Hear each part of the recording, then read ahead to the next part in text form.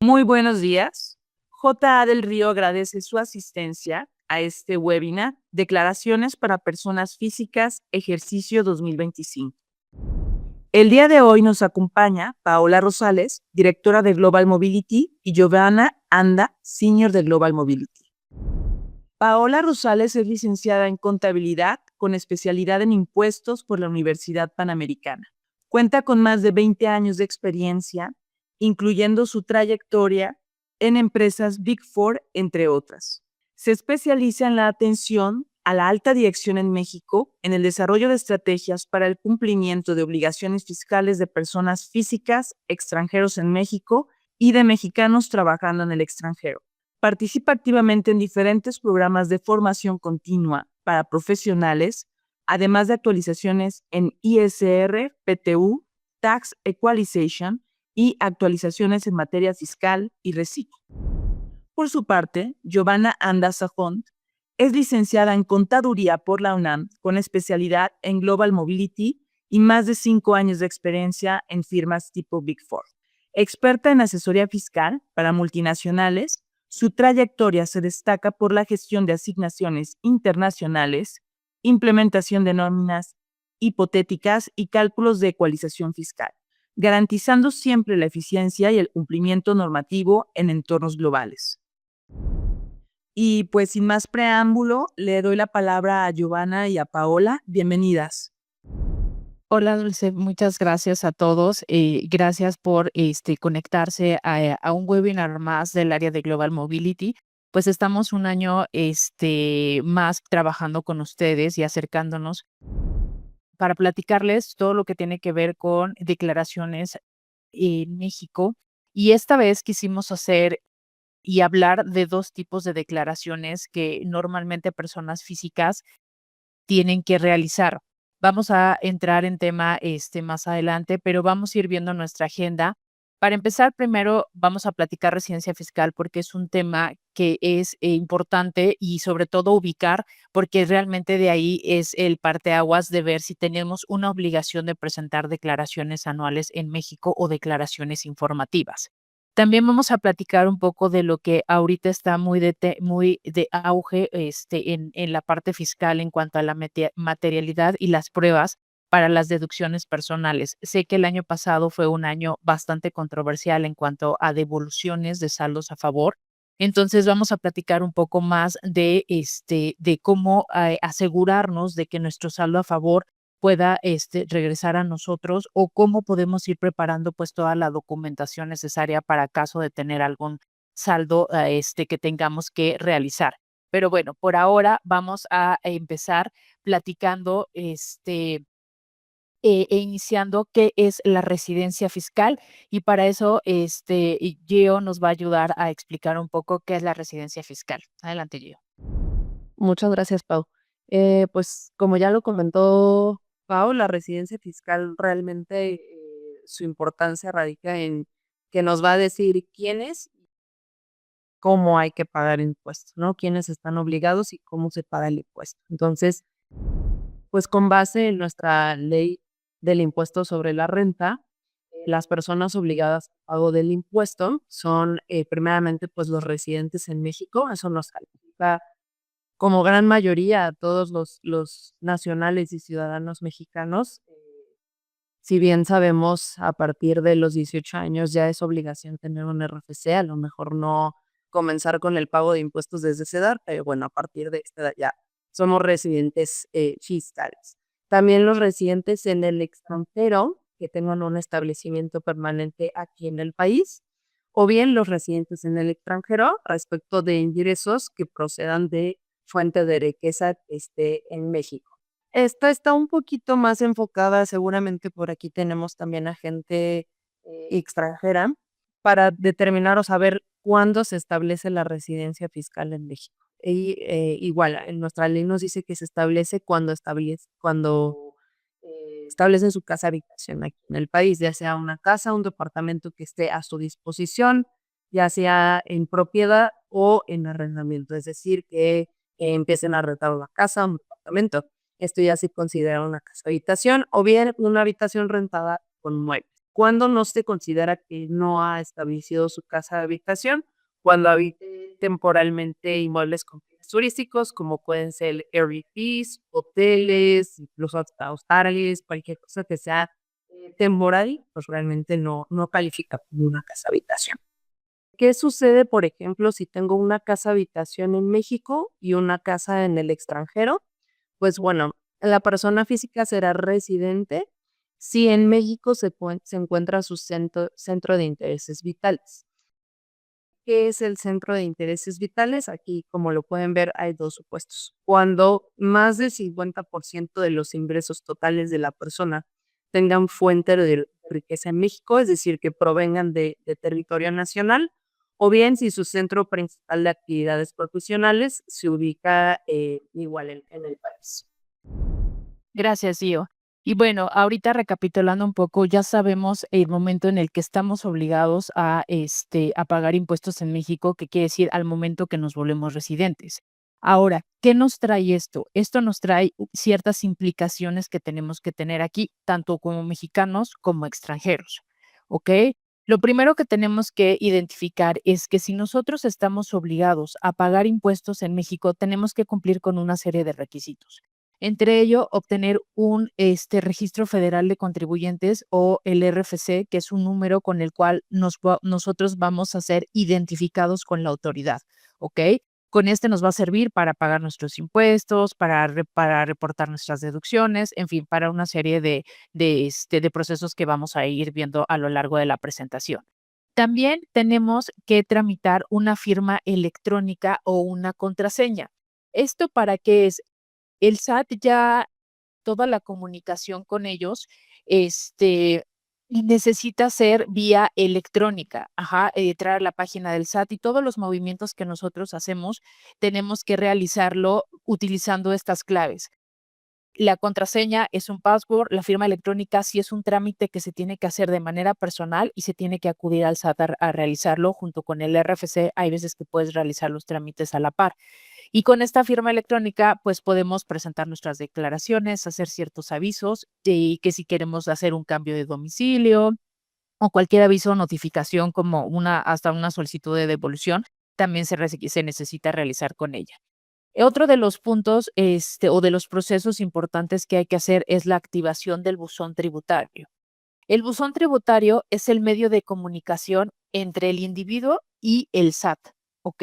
El SAT no va a mandar mensajes o correos solicitándoles información o ha habido varios casos en los que hemos visto que se reciben como correos donde te dice que tienes un adeudo con el SAT y que lo pagues y te dan una línea en la cual tú tienes que hacer el pago.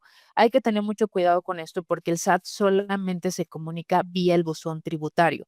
Y para ver ese buzón tributario, tienes que entrar a la página del SAT, tienes que tener tu RFC, tu firma electrónica o contraseña para poder leerlo. Así es que a tener mucho cuidado con este tipo de avisos que de repente se reciben y que no son provenientes del SAT. Ahora, el buzón tributario es un proceso que ha estado obligatorio, pero han ido extendiendo prórrogas. Si no se tiene ese buzón, se puede tener una multa. Entonces, esta prórroga lo que ha hecho es que como esa multa la ha ido, pasando, fue enero 25, ahora se fue a enero 26 y ahorita ya volvieron a dar otra prórroga, pero ya es algo obligatorio. Entonces, es muy recomendable que lo activen y para activarlo necesitan registrar su número de celular y un correo electrónico. Entonces, van a ser los únicos medios por los que el SAT los va a poder, contactar.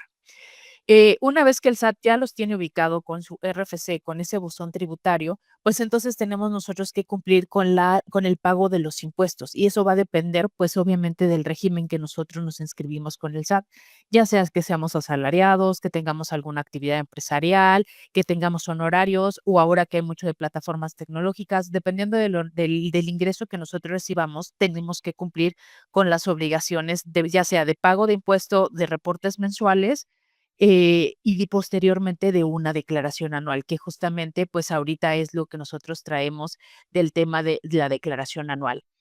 Estos avances que se tienen que hacer de manera mensual Por ejemplo, en el caso de alguien que es asalariado, pues un patrón es el que lo hace por las personas que estamos en una nómina. Hace la retención y lo entera directamente al SAT y así estamos cumpliendo con esos avances mensuales. Alguien que tiene honorarios, pues tiene la obligación de hacerlo de manera mensual el cálculo, el pago de impuestos y ir haciendo su reporte y posteriormente hacer una declaración anual. Por eso es que les digo que depende del régimen que ustedes se hayan dado de alta al momento que hicieron su inscripción o su RFC, es la manera en la que ustedes van a ir reportando sus impuestos. Ahora bien, cualquier cambio que ustedes tengan en lo individual, tienen que notificarle también al SAT. Un ejemplo, si ustedes se dieron de alta por salarios, pero ahora están teniendo una actividad de que van a hacer ventas por medio de una plataforma tecnológica, bueno, hay que incrementar la obligación de ingresos por plataforma. O si ustedes van a cambiar su situación fiscal, como bien decía Giovanna, en este webinar tenemos tanto mexicanos como extranjeros, y aún así hay varios mexicanos que están saliendo también al extranjero. Es importante también notificarles si en algún momento van a cambiar su residencia fiscal a otro país, y entonces se tiene que hacer esta notificación. Por eso es muy importante que tengamos también como que todo en orden y todo planeado para poder hacer como un proceso correcto ante el SAT. Siguiendo con, ahora sí las obligaciones y pasando al tema de la declaración anual. Esta declaración anual que vamos a empezar a comentar es relacionada al impuesto sobre la renta, ¿ok?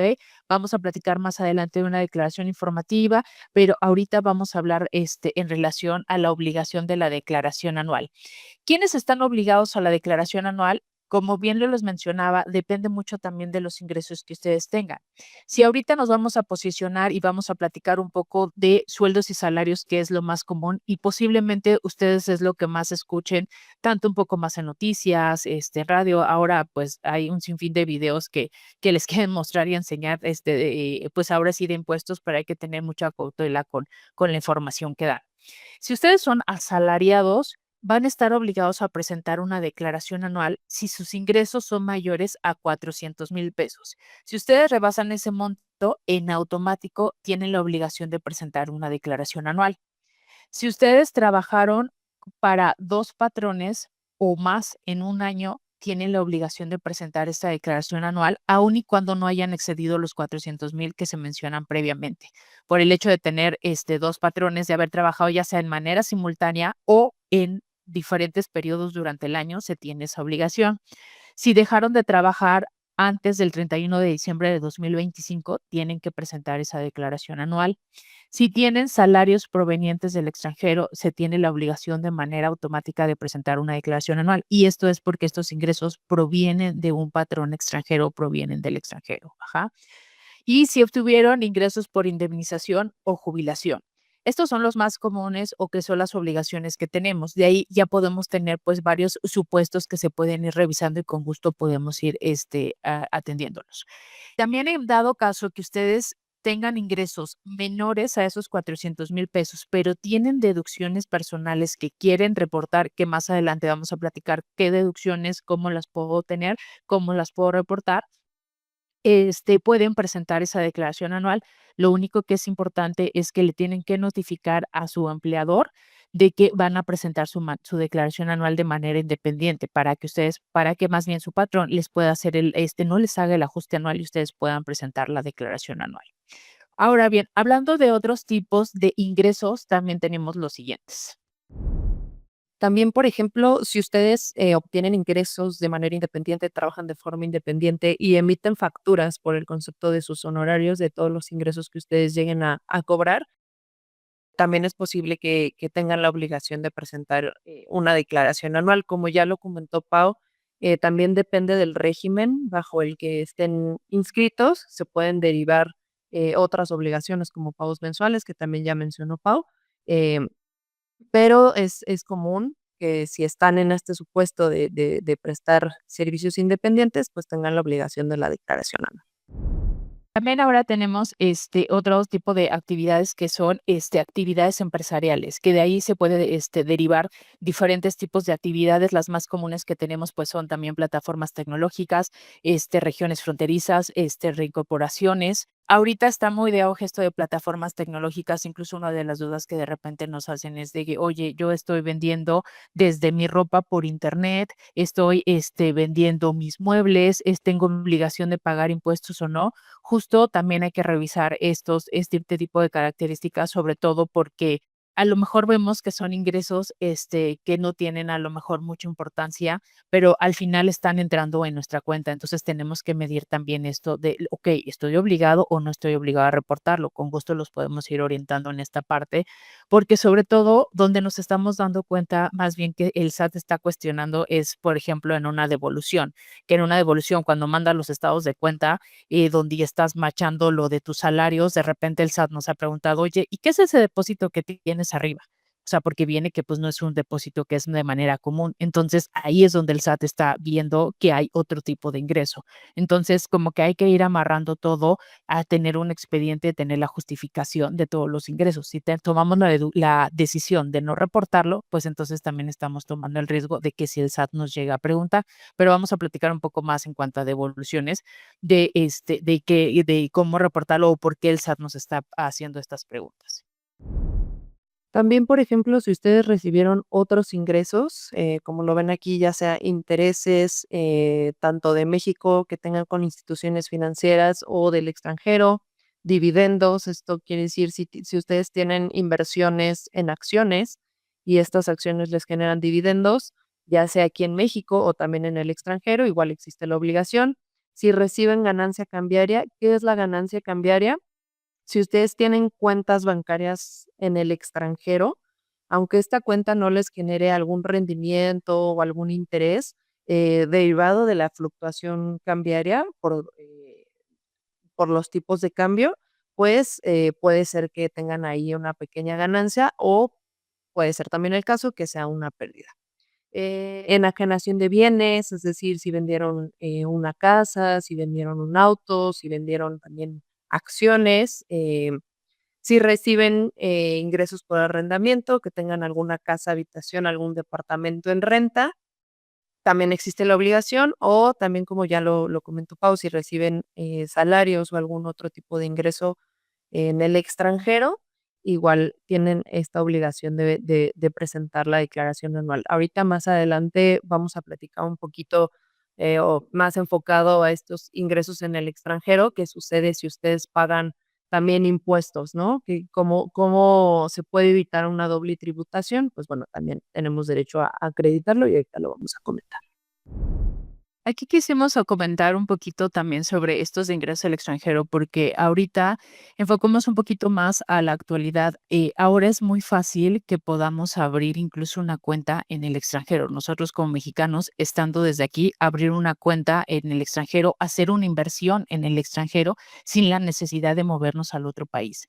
Entonces, ahora, al abrir este tipo de cuentas, hay veces que a lo mejor perdemos de vista que por tener una cuenta en otro país, no sabemos si tenemos alguna obligación aquí en México, y sí la tenemos. Entonces, tenemos que tener mucho cuidado con esto, porque a lo mejor por intentar obtener un interés mejor o por tratar de buscar alguna alternativa, descuidamos que en nuestro país de origen tenemos ciertas obligaciones. Entonces, hay que tener mucho cuidado con este tipo de actividades que ahorita están muy comunes de estar invirtiendo en cuentas en extranjero, en inversiones en el extranjero, porque eso nos va a traer una obligación aquí en México. Ahora bien, también hay ciertos casos específicos que nos puede obligar a reportar una declaración anual. No solamente que tengamos o que tengamos la combinación de alguna de las alternativas que vimos previamente, sino, por ejemplo, que en conjunto podamos tener, no sé, salarios más intereses y la suma de ellos nos den 400,000 pesos, ya nos estamos obligando. Si a lo mejor también incluso tengo intereses que son mayores a 400,000 pesos, ya por los intereses tengo la obligación, o que si la suma de mis ingresos, aun y cuando no esté obligado a pagar algún impuesto, sea mayor a 500,000, tengo la obligación. ¿Y qué es esto? Sobre todo también vienen muchos datos informativos que ahorita vamos a platicar, de los cuales me obligan a reportar también una declaración anual. Estos datos informativos, como su nombre lo dice, realmente es únicamente informar al SAT que los estamos recibiendo, no necesariamente que vayan a pagar algún impuesto por estos. Cuando excedan de 600,000 pesos, ya sea que reciben un préstamo, algún donativo o algún premio, o si enajenan una casa habitación después de aplicar una exención que existe por ahí para los residentes, si reciben una herencia o algún legado, si son superiores a 500,000 pesos, estos se deben informar en la declaración. Nosotros realmente como recomendación, siempre les decimos que aunque no excedan ni los 600,000 pesos ni los 500,000 pesos, siempre es importante informar al SAT, ya sean 50,000, 100,000 pesos, incluso si recibieron, por ejemplo, viáticos, también es importante informarlos o reportarlos en su declaración anual. Sí, me sumo a Gio con este comentario porque también de repente llegan a cuestionar o si en algún momento el SAT les llega a cuestionar un depósito que hayan tenido, ustedes pueden argumentar que se lo reportaron como informativo en la declaración anual. Un ejemplo, si ustedes obtuvieron un préstamo del banco, a lo mejor algo más fácil, montos más pequeños que no serían montos tan altos, pero ustedes tuvieron un préstamo del banco de 100,000 pesos o de 50,000 pesos. El banco se los está depositando, pero es mejor ponerlo como un dato informativo que no les afecta en el cálculo de su declaración, no va a afectar sus tasas, no va a afectar su devolución, nada, solo es un dato informativo. Pero en caso de que la autoridad por algo revise su declaración o como les comentaba el ejemplo anterior, de que en una solicitud de devolución la autoridad ve un estado de cuenta y ve ese depósito, podría preguntar, oye, ¿qué es este ingreso? Entonces, fue un préstamo que me dio el banco y yo te lo informé. Y entonces ahí ya podrían ir cubriendo esta parte de tener estos depósitos, ¿no? O incluso también esto que ahora hay varios videos y esto que les llegan a comentar, que los depósitos entre, no sé, esposos, llámenlos como donativos, ¿no? O si reciben la herencia, por muy pequeña que sea o algo, es mejor informarlo a tener un riesgo mayor al que se pudieran enfrentar. Ahora bien, vamos a revisar ciertos casos prácticos. Pusimos nada más como 3 casos en toda la presentación para que, y hagamos un poco más dinámico, esta presentación y vayamos como que amarrando un poco, lo que hemos querido, avisarles. Entonces, pues bueno, vamos a empezar con este primer caso en donde María recibió una herencia, justo lo que acabamos de comentar, de un inmueble con un valor de 1,500,000 pesos derivado del fallecimiento de su padre. ¿Qué tratamiento debe de darle a dicho ingreso en su declaración anual? Que la primera sería que no debería declararlo porque las herencias están exentas, que debería de pagar el impuesto correspondiente porque ya excede de los 500,000 pesos. Y la última es que debería de informarlo en la declaración anual como un ingreso exento. Y bueno, básicamente la respuesta es, pues, que deben informarlo en la declaración anual como un ingreso exento, ¿ok?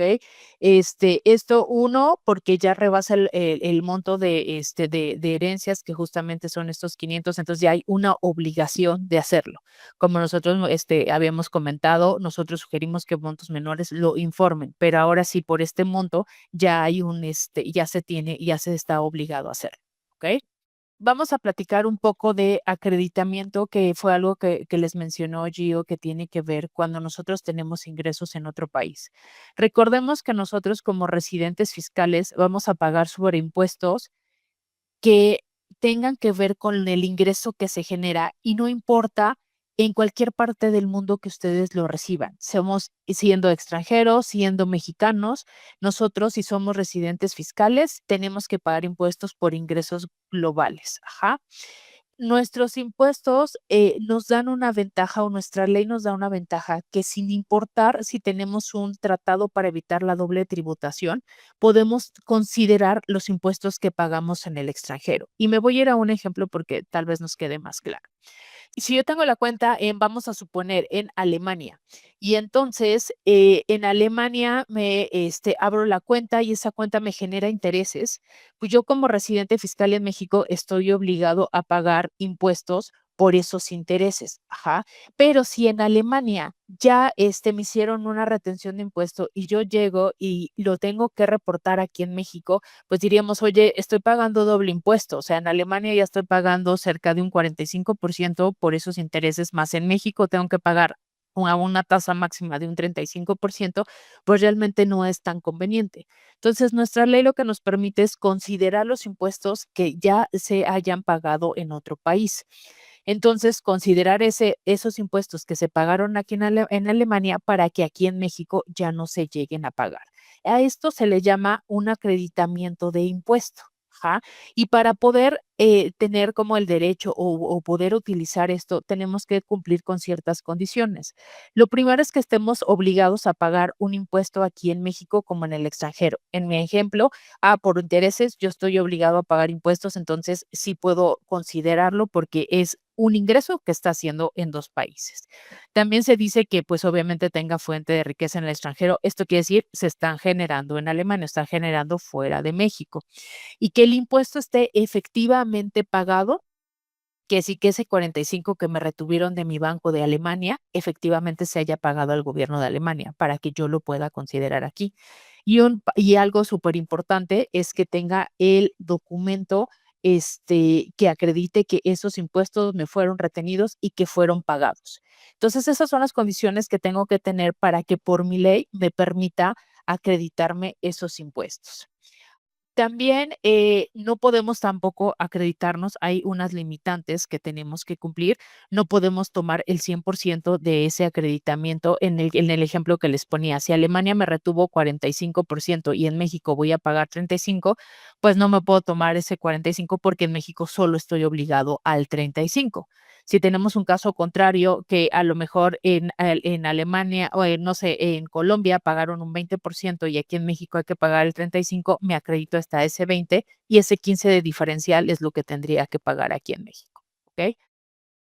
Es importante que también estos créditos pues solamente se pueden acreditar sobre los mismos tipos de ingreso, que en dado caso que yo haya tenido algún excedente de mi crédito que haya reportado con el SAT, tengo hasta 10 años, hasta 10 ejercicios fiscales para poder utilizarlo hasta agotarlo y que pues tenemos que hablar de mismos ingresos para poder irlos considerando. ¿Ok? Entonces, para que también tengan en cuenta esto, si traen su planeación, como les decía, a lo mejor el ejemplo así de que están abriendo cuentas o inversiones fuera de México, pues que también hay una opción para el pago de impuestos, ¿no? Entonces, y que también sobre todo, para no ir tomando o para ir considerando que no va a haber una doble tributación. Ahora, entrando ya al tema bueno, regresando al tema de la declaración anual y de cuándo tenemos la obligación de presentarlo, Guille nos va a explicar un poco más. Sí, las declaraciones anuales para personas físicas se presentan durante el mes de abril. Ahorita, si ustedes, por ejemplo, entran a la página del SAT, a lo mejor ya pueden ver información precargada, ya pueden entrar al aplicativo, pero no les va a permitir presentarla. Esto sucede hasta el 1 de abril, durante todo el mes y con límite al 30 de abril. Este año, si no me equivoco, cae en jueves, cae entre semana, entonces no existe, no existen como días adicionales. Si tuviéramos el caso que el 30 de abril cae en sábado, pues se recorre al lunes siguiente, ¿no? Igual muy importante considerar que en México no existen prórrogas, más que la que comento, si la fecha cae en fin de semana, se recorre al siguiente día hábil, pero de ahí en fuera no existe ninguna otra prórroga, como por ejemplo en Estados Unidos, que sí pudieran aplicarse, ¿no? Existen algunos requisitos también para presentar la declaración, obviamente contar con un RFC activo, que cuenten ya sea con su contraseña o con su firma electrónica. Nosotros igual siempre recomendamos que tengan la firma electrónica porque esta nos permite hacer más trámites dentro de la misma página del SAT y es un poco más segura, por así decirlo. Entonces, considerar esto, la firma electrónica tiene una vigencia de 4 años, entonces pues es muy importante también que antes de presentar su declaración, incluso ya desde ahorita vean si su firma electrónica sigue vigente, si no, pues para ver si tienen que hacer alguna renovación, ya sea en línea o una cita presencial en las oficinas del SAT. Igual es importante contar con su clave bancaria 18 dígitos, ya que en caso de un saldo a favor y que ustedes lo elijan en devolución, pues bueno, tienen que contar con una cuenta mexicana que esté a su nombre. También es muy importante. Ya más adelante vamos a platicar más a fondo sobre las devoluciones, pero les adelantamos este dato. Y también contar con toda la documentación soporte de lo que se esté presentando. Si bien, como lo comentaba, el SAT ya tiene información precargada, si ustedes están bajo una nómina, pues el SAT ya va a tener esta información que previamente su empleador ya fue reportando, si tuvieron deducciones y pidieron facturas, estas igual puede que ya vengan precargadas, pero sí hay ocasiones en las que o no viene la información o viene mal. Entonces, siempre, siempre es importante contar con toda la documentación soporte también, porque en caso de alguna aclaración, en caso de que les rechacen lanzando a favor o algo por el estilo, el SAT va a pedir toda esta documentación soporte. Y aquí es muy importante que vayamos también viendo que de repente es muy común que entramos, vemos el Declarasat, vimos que está y le damos next, next y enviamos la declaración y ya cumplimos. Tal vez está muy fácil que ya viene precargado la información, pero saben, es importante que revisen que la información está correcta porque y recuerden que al final ustedes están firmando su declaración anual con su firma electrónica o con la contraseña. Entonces, ustedes le están también reportando al SAT que están de acuerdo con la información que reportaron. Entonces, si después hay una corrección o el SAT llega a cuestionar, o sea, ustedes están diciendo estuve de acuerdo. Entonces, también hay que tener mucho cuidado con eso de ser un poco minuciosos, de revisarlo, de no nada más dar next. Ahora sí hay muchas leyendas urbanas. Es que si no le das a, si no aceptas la información, el SAT no te lo va a devolver. No, no necesariamente.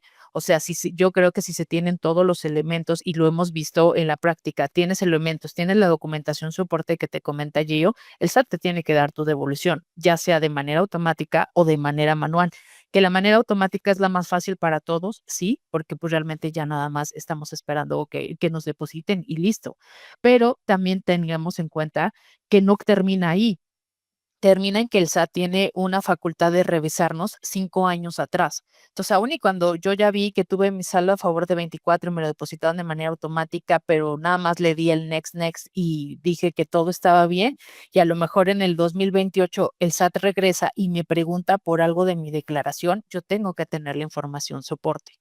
Entonces, también tengan cuidado con este tipo de movimientos, nada más de presentarlo así para tratar de evitar, o más bien de presentar la declaración sin revisarla, ¿ok?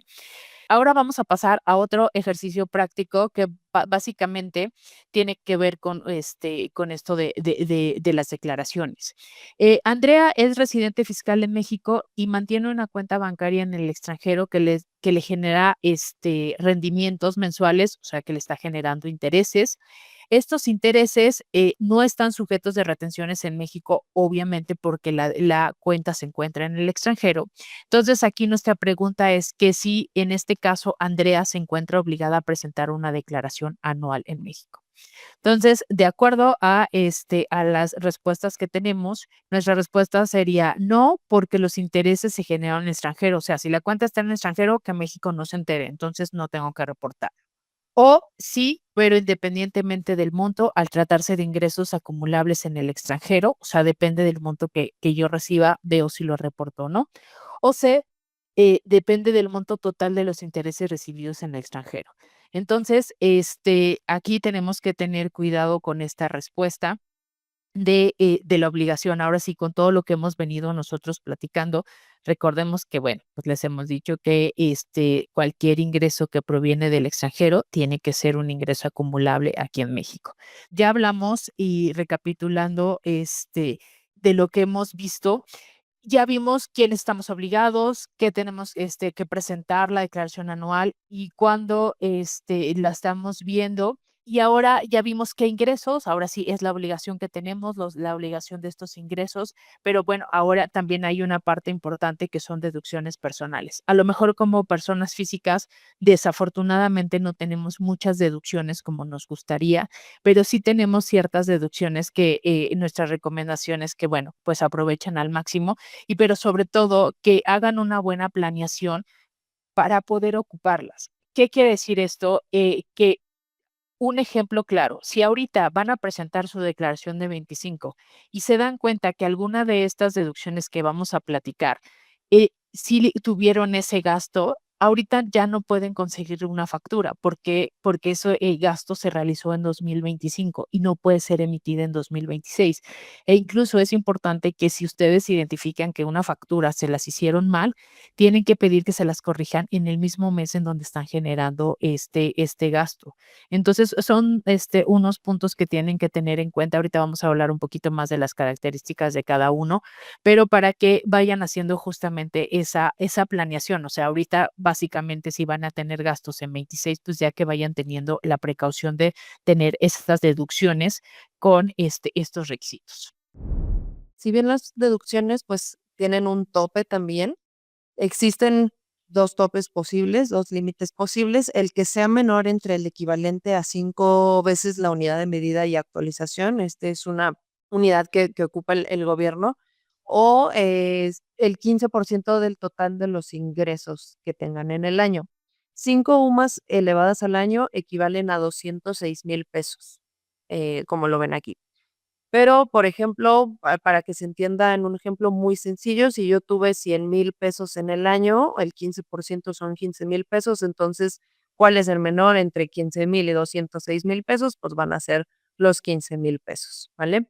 Requisitos generales de estas deducciones, como ya lo comentó Pau, bueno, realmente el primero y más importante, pues, es pedir una factura, ¿no? Si ustedes van, por ejemplo, al doctor, si van al nutriólogo, dentista, nutrólogo, etcétera, pues, que pidan una factura por lo que se está pagando. Otro muy importante también es que tiene que ser pagado con medios electrónicos, ya sea tarjeta de crédito, tarjeta de débito, transferencia o cheque. El cheque ya casi no lo vemos, pero, pues, también pudiera, aplicar. Todos aquellos gastos que sean pagados en efectivo no van a aplicar como una deducción. Y también muy importante que estos gastos sean efectuados solamente en México. Si tienen gastos en el extranjero, no van a aplicar. Ahora sí, ya entrando un poco más en materia, ¿qué deducciones personales tenemos? Tenemos gastos médicos, dentales y hospitalarios. Estos gastos los tenemos que realizar con médicos que obviamente sean pues médicos que estén certificados, ahora sí que sean médicos que tengan su cédula. Es un tema muy controversial últimamente esto de los servicios médicos, porque de repente nos hemos topado con algunas personas que nos comentan, oye, es que yo voy al médico, pero el médico me dice que sí me puede dar la factura, pero que solo recibe efectivo. Pues ahí la recomendación es dar la media vuelta porque esa deducción no va a aplicar. Entonces, recomendable y ahora la autoridad lo que está haciendo es como también un poco dejarlos de lado a nosotros la responsabilidad también de identificar con quiénes estamos haciendo este tipo de gastos. ¿Por qué? Porque si el médico no reporta el ingreso que tú estás pagando, para ti es no deducible. Entiendo que es algo que no está en el control de nosotros, pero si desde el inicio estamos viendo que el médico solo recibe efectivo, sabemos que no lo va a reportar el SAT y por lo tanto para nosotros sería un no deducible. Entonces hay que tener mucho cuidado con este tipo de gastos, sobre todo hablando ahorita de médicos, de gastos dentales. Dentro de esta parte también se incluyen armazones de lentes, y los lentes que son graduados pueden ser también deducibles. Hay ciertos topes, máximo 2,500. Si ustedes compran un lente que excede ese monto, se puede topar hasta esta parte. Hay gastos médicos por incapacidades o discapacidades. Esto es importante también de tener la documentación soporte que se tiene esta discapacidad o incapacidad para que también en caso de revisión de la autoridad ustedes puedan justificar este tipo de gastos y ahí te incluye hasta cuidadores. Entonces hay que tener toda la documentación soporte. Uno de los principales, o a lo mejor la deducción más grande que tenemos aquí en México es la que proviene por intereses reales de créditos hipotecarios. Hago referencia al reales porque para que podamos hacer esta deducción, nosotros normalmente si tenemos una hipoteca hacemos el pago a capital y a interés. lo que la autoridad dice, ok, de esos intereses que tienes, la institución que te está otorgando ese financiamiento, que debe ser una institución mexicana, te va a hacer un cálculo que se le llama interés real, o sea, el interés que pagas le quitan la inflación y ese es el monto que puedes hacer deducible. Entonces, esta institución que te da este financiamiento te va a dar una constancia en donde menciona cuál es el interés real que puedes hacer deducible. Sería buenísimo que pudiéramos hacer deducible pues todo el pago de capital e intereses, pero no es así. Entonces, pero también este interés que pagas, el interés real, pues es un interés bastante considerable. Y obviamente también como han estado los niveles de inflación, pues obviamente hay un interés que se puede deducir. Es importante también comentar que en estricta teoría, estos créditos son aplicables para casa habitación, o sea, la casa que nosotros estemos habitando. Entonces, si nosotros estamos comprando una casa secundaria, ejemplo, una casa de descanso en Cuernavaca, pero nosotros aparte tenemos nuestra casa aquí en Ciudad de México y vamos a incluir en nuestra deducción personal, hay que tener en cuenta que estás asumiendo el riesgo con la autoridad de decir, ah, sí, esa es mi casa también, porque en el momento que si la autoridad te llega a revisar, pues te va a pedir la documentación soporte y ahí te va a pedir que a lo mejor tengas algún documento a tu nombre. Entonces, esos documentos a tu nombre que puede ser luz, teléfono, gas o incluso el INE, te tienes que asegurar que tienen que estar a tu nombre para que puedas demostrar que lo estás considerando una vivienda. Entonces, ahí también tener cuidado de que pues justas las decisiones que se van tomando de la información que vamos reportando, ¿no? Y lo que les comentaba, pues que ahora hay que tener toda la documentación e ir haciendo todo el soporte de la documentación. Ahora también está muy de auge, pues, los depósitos en cuentas especiales en el ahorro o PPR, incluso las voy a enlazar un poco por cuestión de ir avanzando, pues, son todas estas cuentas que tenemos, para ahorrar para el retiro, cada una con sus características y cada una con sus limitantes también, pero, hay que tener en cuenta que también hay cierto tope, o sea, no podemos nosotros aportar por ejemplo, los PPRs, así el monto que yo decida lo voy a poner, no, hay ciertos topes que es un 10% de tu ingreso también que tienes, o un monto máximo como el de las sumas que mencionaba yo de 152,000 pesos. Tenemos también colegiaturas, están topadas, ahorita vamos a hablar un poco más de colegiaturas, pero al final la tenemos gastos funerarios, y estos gastos funerarios como también resto de deducciones de los gastos médicos y demás, tenemos que asegurarnos que sean en línea recta, hijos, papás y demás para poder considerarlos donativos. Importante cerciorarnos que el donativo que realicemos sea una institución que esté registrada en el SAT, o sea, que sea una institución que está autorizada de recibir donativos. Entonces te van a dar tu factura donde mencione que es la institución autorizada. Prima de seguros de gastos médicos, estas si ustedes las quieren puede ser deducible. Un ejemplo, normalmente hay empresas que les otorgan estas pólizas a sus empleados, pero el empleado a lo mejor decide pagar un excedente para incrementar la cobertura. Ese excedente puede ser deducible. ¿Ok? Y también el transporte escolar mientras sea obligatorio. El transporte escolar puede ser, deducible igual en su totalidad, pero siempre y cuando tengamos este documento comprobatorio. Volvemos a regresar. Hay que tener los documentos comprobatorios de todo y el documento comprobatorio en donde tengamos esa información, ¿ok? Hay ciertas características que tienen cada una de ellas y que tienen en particular, pero quisimos irlas integrando de una vez. ¿Ok? Sí, Ahí tenemos aquí quisimos darle un poquito más de énfasis a las colegiaturas, justo porque tienen una particularidad y unos límites, muy específicos. Aquí los topes anuales, como lo pueden ver, por ejemplo, para el grado de preescolar son 14,200 pesos, primaria 12,900, secundaria 19,900, profesional técnico 17,100 y bachillerato o su equivalente 24,500. Aquí desafortunadamente licenciaturas no aplican y si bien, como pueden ver, pues son límites bastante bajitos, a lo mejor con 2 3 colegiaturas ya llegan al tope anual, pero bueno, todo suma y todo ayuda, ¿no? También una particularidad muy importante para este tema de las colegiaturas, además de los requisitos generales que ya les comenté, como solicitar factura y que sean pagados por medios electrónicos, esta factura debe incluir el nivel el escolar del estudiante y la CURP también del estudiante. Aquí, por ejemplo, si tienen 2 hijos, pues obviamente pueden aplicar los topes por separado, ¿no? Si a lo mejor tienen un hijo en primaria, un hijo en secundaria, pues bueno, les va a aplicar su tope correspondiente, pero sí muy importante que esta factura tenga tanto el nivel escolar como la CURP del estudiante. También considerar que no aplican inscripciones, no aplican útiles escolares ni uniformes, únicamente tema de colegiaturas. Y bueno, como ya lo comentó Pau, el transporte escolar siempre y cuando sea obligatorio. Ok, aquí tenemos un caso práctico, que nos dice: Alejandra es tutora legal de su sobrina menor de edad y cubre directamente el pago de sus colegiaturas. Puede aplicar la deducción por sus colegiaturas en su declaración anual. Aquí recordemos que les comentamos que uno de los requisitos es que sean en línea recta, pero aquí hay un punto importante, que es su tutora legal. Entonces, aquí al ser su tutora legal, entonces puede aplicar estas deducciones, ¿ok? Pero volvemos a lo mismo, hay que tener la documentación soporte, ¿de acuerdo?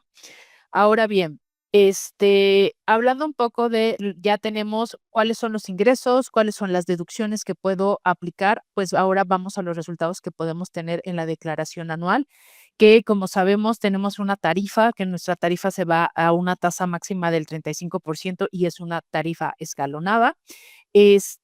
Esta tarifa lo que nos va a mostrar es que justamente al ingreso, quitando las deducciones y aplicando nuestra tarifa, vamos a tener los resultados. ¿Qué resultados podemos tener? O un saldo a pagar o un saldo a favor. Hablando de saldos a favor, hay ciertos procesos. Primer proceso, devolución automática, que esa es la que comentábamos que pues la mayoría nos interesa. Si yo tengo un saldo a favor menor de 10,000 pesos, puedo presentarla con una contraseña simple, que esa es una de las dudas que por ahí se tiene mucho. Si yo tengo un saldo a favor de 10,000.01, ya es obligatorio presentarlo con una firma electrónica. Y eso salió resolución miscelánea a finales del año pasado, entonces ahora se necesita la firma electrónica, que ha venido también en otros años, pero se confirmó. Entonces, por lo tanto, mayor de 10,000 pesos, con firma electrónica, y esta devolución se tiene que depositar a la cuenta del contribuyente, a la cuenta clave que se está reportando en la declaración anual. Ahora, hay varias formas en las que no aplica una devolución automática. Gio, si nos puedes comentar algunas de ellas, por favor. Sí, por ejemplo, aquí la primera, si tu saldo a favor es superior a 150,000 pesos, en automático ya no va a aplicar esta devolución, se va a tener que presentar una solicitud manual. Por el mismo monto, como es tan alto, el SAT pues pide que se presente una solicitud manual en la que seguramente justo les van a pedir toda la documentación soporte de lo que se esté presentando. Otro ejemplo, si ustedes están presentando una declaración que no corresponde al ejercicio 2025, es decir, si ustedes quieren presentar ahorita su declaración de 2023, pues realmente como ya la están presentando fuera de tiempo, ya no va a aplicar una devolución automática. Si no eliges la opción de devolución, obviamente, si te vas por la opción de compensación, pues ya no va a aplicar. Si la presentas después del 31 de julio de 2025, aquí si bien comentamos que no existen prórrogas, tampoco existe una limitante para presentarlas fuera de tiempo, pero, por ejemplo, un saldo a pagar, pues te va a venir con intereses, con actualizaciones y recargos, o el saldo a favor, si presentas la declaración después del 31 de julio, ya no te va a aplicar una devolución automática. Ok, también si yo tengo un saldo a favor, pero no quiero solicitarlo en devolución, puedes optar por compensarlo. ¿Qué quiere decir? Le dices al SAT: oye SAT, guárdame este saldo a favor porque lo voy a aplicar en mis pagos futuros. Si yo estoy obligado a pagos mensuales, por ejemplo, puedo aplicarlo o puedo aplicarlo en mi próxima declaración anual. Si soy asalariado, no puedo aplicarlo de manera mensual porque recuerden que el asalariado, el patrón es quien retiene y paga el impuesto. Esto es para los casos que tienen una obligación mensual y puedo tenerlo ahí hasta en 5 ejercicios, o sea, lo puedo tener disponible en los siguientes 5 ejercicios. Aquí en caso de saldo a pagar, igual existen un par de opciones. En este caso, pago en una sola exhibición al 30 de abril, como ya lo comenté.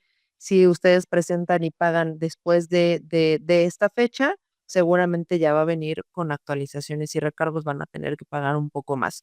El SAT les arroja una línea de captura, que esta la pueden pagar desde su misma aplicación del banco, es muy, muy sencillo hacerlo. O bien, existen también parcialidades y Pau nos va a comentar un poquito más sobre ello. Sí, pueden optar ustedes también por parcialidades, pero hay que cumplir ciertos requisitos. La primera es que tienen que presentar la declaración durante abril. Tienen hasta 6 mensualidades, tienen que, presentar la declaración al 30 de abril, hacer el pago al 30 de abril, el primer pago de la parcialidad. Pueden hacer pagos anticipados. Si no lo pagan, hay una penalidad del 2.07%. Y si ustedes optan por hasta esas 6 parcialidades, porque se tienen de 3, 5 o 6 parcialidades, la última parcialidad tiene que ser pagada al 30 de abril. Y ahora sí, me voy con tiempo bastante rápido para platicar un poco de la declaración informativa. Si bien es importante esta declaración informativa, es porque nosotros, o a qué se refiere, es porque le tenemos que informar al SAT si tenemos este tipo de actividades que tiene que ver con lo que les he estado comentando. Si ustedes están teniendo inversiones o están recibiendo ingresos en entidades que son consideradas o que están en regímenes fiscales preferentes, es importante informarlo al SAT. O si están teniendo también ingresos o actividades con empresas que se consideran entidades transparentes para efectos fiscales. Ahora, ¿cuál es la diferencia entre la informativa y la de impuestos sobre la renta? En impuestos sobre la renta incluimos los ingresos y pagamos los impuestos correspondientes. En la informativa le informamos al SAT que tenemos este tipo de ingresos, pero no hay ningún pago de impuesto ahí, se va a pagar en la declaración de ISR, ¿ok? Ahora, eh, lo estoy poniendo o lo quisimos incluir esta vez porque hay una diferencia entre si ustedes no presentan su declaración de ISR, pues pueden tener una multa, pagar intereses o recargos por no haberlo prestado en tiempo, pero a diferencia de la declaración informativa, si ustedes no la presentan o si no la informan, aquí no existe una multa, sino que incluso hasta puede haber una penalidad de prisión en caso de no presentarse. Entonces, ¿cómo sé si la tengo que informar o no? Primero tengo que identificar si tengo un ingreso que provenga de o que esté ubicado en un refipre, o sea, algo que le llamamos que es un lugar que tiene un pago de impuestos preferente. Entonces, nosotros con todo gusto podemos ayudarles a analizar si sus inversiones se encuentran en este tipo de países o si están teniendo algún beneficio que para efectos fiscales, si el impuesto que se paga en el otro país es inferior al 75% de nuestra tasa, ya se considera que eso es un refipre. Entonces, aquí podemos nosotros ayudarles a revisarlos. También que es una entidad extranjera transparente es cuando es una entidad que está constituida en el extranjero, pero al ser una persona moral y recibir ingresos, posteriormente se los pasa o se los fluye a sus socios o accionistas y cada uno de ellos es el que tiene la obligación de realizar el pago de impuestos. Entonces, también hay ahorita muy común este tipo de empresas en donde se pueden estar reportando, sobre todo hay muchas LLC en Estados Unidos que son transparentes y que hay esa obligación y el mensaje es darles que se tiene que cumplir con esta obligación. Ahora bien, vamos a mandar nada más este sondeo rápido para poder identificar si alguno de ustedes tiene este tipo de ingresos, o sea, de que lo tenga en Refipre o lo tenga en una entidad transparente o que no esté seguro. Esto con la finalidad de que también podamos ayudarles de cercanos a ustedes si quieren resolver alguna duda y de saber si tienen este tipo de ingreso.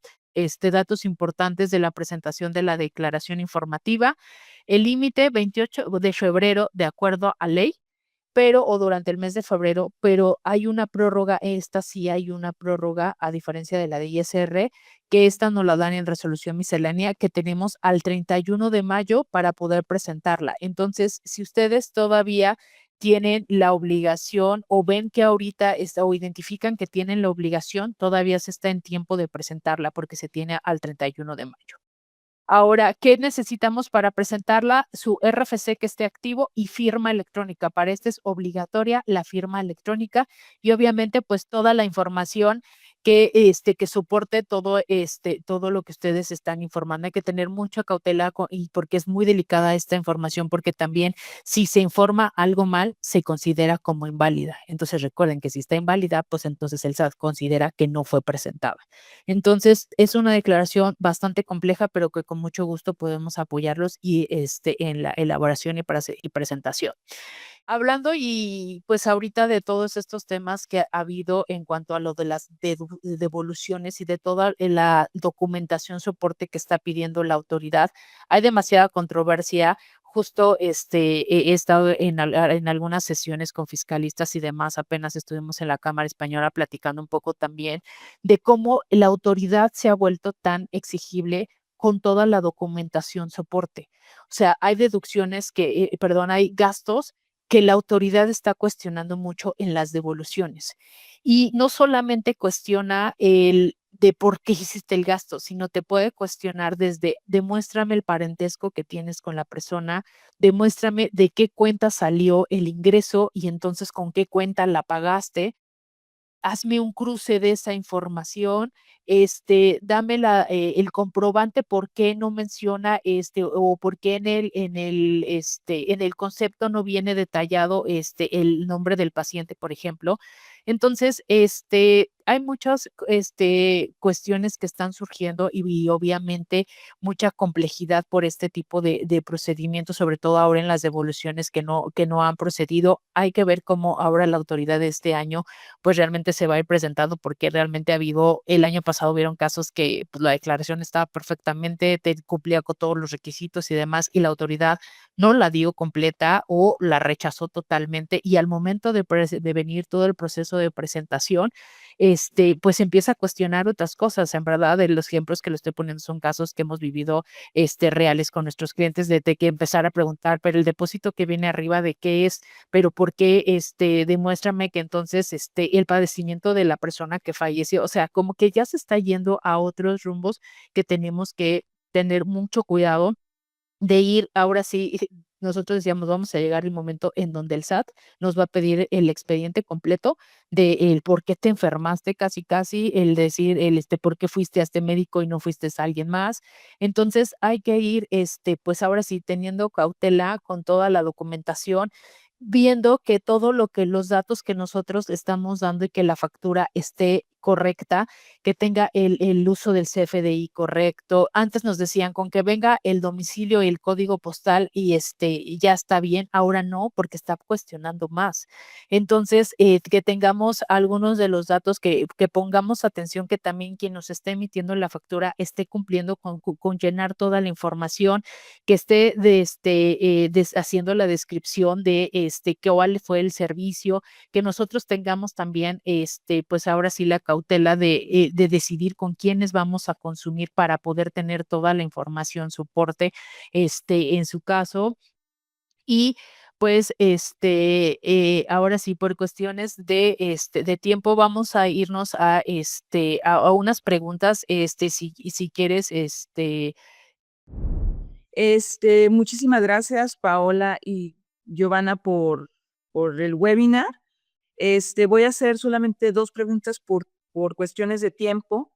La primera es, mencionaron que si el impuesto pagado en el extranjero es mayor al de México, el excedente se puede aplicar en los siguientes 10 años. Por lo tanto, puedo usar ese saldo que me sobró contra el impuesto de mis ingresos aquí en México.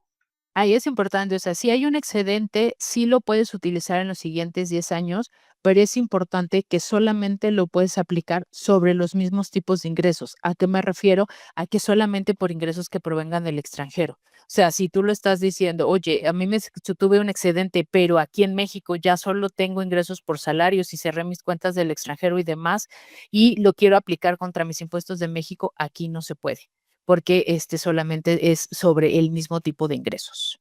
Tenemos otra pregunta que dice, compré unos lentes graduados y pedí mi factura, pero la pagué en efectivo en la óptica porque no aceptan tarjeta ese día.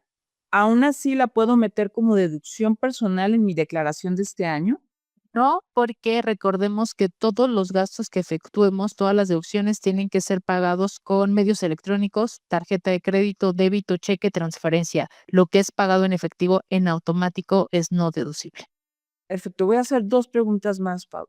¿Cómo puedo saber si la cuenta de inversión que tengo en Estados Unidos se considera un régimen fiscal preferente, REFIPRE, y si estoy obligado a presentar una declaración informativa?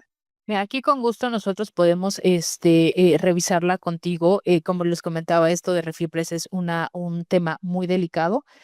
Ahorita nada más por adelantar un poco, si donde la tienes invertida, la tasa a la que tú estás, pagas un 75 por ciento menos de lo que tendrías que pagar en México, ya se considera un refipre, pero con gusto podemos nosotros ayudarte a hacer esa revisión.